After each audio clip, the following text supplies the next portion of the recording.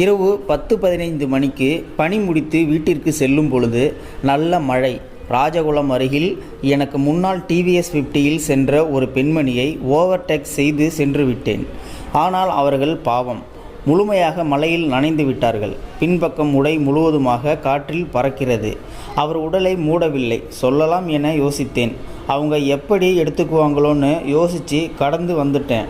ராஜகுளம் கட்டிங்கில் திரும்பி வந்து கொண்டிருக்கும் பொழுது எனது வண்டியை பின்தொடர்ந்து ஒரு வண்டி வந்து கொண்டிருப்பதை எனது ரியர்வியூ மிரர் மூலமாக பார்த்தேன். இது வழக்கமாக ஒன்றுதான். ஏனென்றால் கிட்டத்தட்ட 3 கிலோமீட்டர் ஆழமில்லாத 2 பக்கமும் ஏரிகளுக்கு நடுவில்தான் அந்த பாதையே இருக்கும்.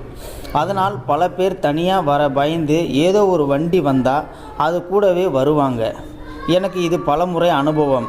அந்த ரோட்டில் எப்பவும் டிராஃபிக் இல்லாததால் நான் வண்டியை வேகமாக ஓட்டுவேன். நடுவில் ஒரு பள்ளம் இருக்கும். வழக்கம் போல் அங்கு பிரேக் அடிக்கும்போது சார் சார் என ஒரு பெண் குரல். திரும்பி பார்த்தா ஏற்கனவே பார்த்த அந்த பெண்மணி.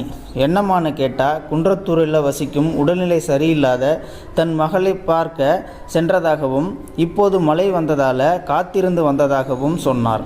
மேலும் என்ஹெச்சில் சென்றால் 10 கிலோமீட்டர் கூடுதல் தூரமாவதோடு பயமாகவும் இருப்பதாகவும், உங்கள் வண்டியில் போலீஸ்னு போட்டிருப்பதை பார்த்தவுடன் உங்களை பின்தொடர்கின்றேன். ஆனால் உங்கள் வேகத்துக்கு என்னால் ஓட்ட முடியலை, கொஞ்சம் மெதுவாக போங்க சார் என்று தெரிவித்தார். அவருக்காக மெதுவாக வாகனத்தை ஓட்டி வந்தேன். அவரும் என் மேல் கொண்ட நம்பிக்கையால் எனக்கு இணையாகவே ஓட்டி கொண்டு வந்தார். வந்தவர் திடீரென முழுவதும் இருளான ஒரு கட்டிங்கில், சார் நான் இப்படியே சென்று விடுகின்றேன் என்று சொன்னார்.